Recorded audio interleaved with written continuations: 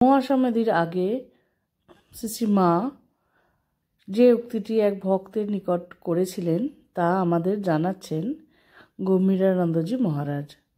তিনি বলেন, শ্রীমায়ের দেহ যাইবার মাত্র 5 দিন পূর্বে এক ভক্ত অন্নপূর্ণা মাকে দেখিতে আসিয়াছিলেন, কিন্তু ভেতরে যাইতে নিষেধ বলিয়া ঠাকুরঘরের বাইরে দাঁড়াইয়ে ছিলেন। হঠাৎ পাশ ফিরিয়ে মা তাহাকে দেখিয়া ইশারা করে নিকটে ডাকিলেন। তিনি কাছে গিয়ে প্রণাম করিয়া কাঁদিতে কাঁদিতে বলেছিলেন, মা, আমাদের কি হবে? করুণা বিগলিত ক্ষীণকণ্ঠে অভয় দিয়ে মা আস্তে আস্তে বলেছিলেন, ভয় কি? তুমি ঠাকুরকে দেখেছ, তোমার আবার ভয় কি?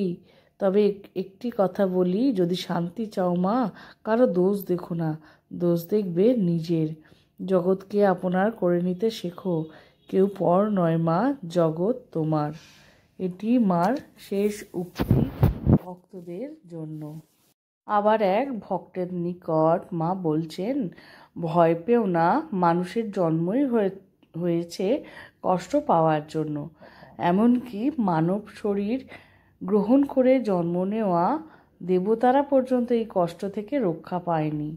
কষ্টের সময় ধৈর্য ধরো ও ঈশ্বরের নাম নাও। আরেকবার মায়ের বিচার ও বিবেচনা, দূরদর্শিতার কথা চিন্তা করলে স্তম্ভিত হতে হয়, বিস্ময়ের অবধি থাকে না।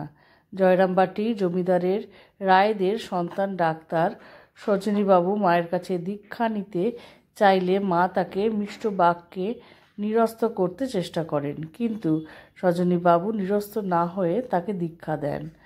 দীক্ষান্তে সজনীবাবু 2টি টাকা গুরুদক্ষিণা দিলে মা তাকে অনেক বুঝিয়ে টাকা দুটি ফেরত দিয়েছিলেন।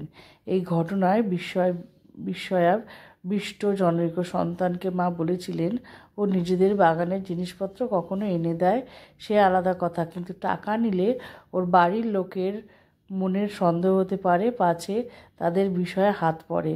ওরা বিষয়ী লোক, জমিদার, ওদের কাছ থেকে তাই প্রণামী টাকা নিলুম না, গ্রহণ করে ফিরিয়ে দিলুম। আর ঠাকুর বলেছেন, ও সারদা সরস্বতী, ও মানুষকে জ্ঞান দিতে এসেছে। এরকমই বিভিন্ন জন মাকে বিভিন্ন রকমভাবে বর্ণনা করেছেন তাদের নিজেদের মতো করে। মা তো জগতের মা, জগদম্বা। জন্মতিথি উপলক্ষে মহাপুরুষ মহারাজ একবার বলেছেন, আমাদের ভক্তি নেই, তাই এসব দিনের ঠিক ঠিক মাহাত্ম্য বুঝতে পারিনে। আজকে যে সেদিন মহামায়ার জন্মদিন। সত্যি, স্বামীজির জ্যান্ত দুর্গা আর জগৎ মাতা মহামায়া সারদা দেবীর আজকের এই ধরাধামে এসেছিলেন আমাদের তার ভালোবাসার জোয়ারে জলে প্লাবন করার জন্য। আজকের এই ছোট্ট ভিডিওটি এখানেই থাকলো। আশা করি সবার খুব ভালো লেগেছে। সঙ্গে থেকো আরও এরম ভিডিও পাওয়ার জন্য। শেষে শ্রী শ্রী ঠাকুর, মা, স্বামীজি, আমার গুরু মহারাজ এবং অন্যান্য মহারাজদের শ্রীচরণে 100 কোটি প্রণাম।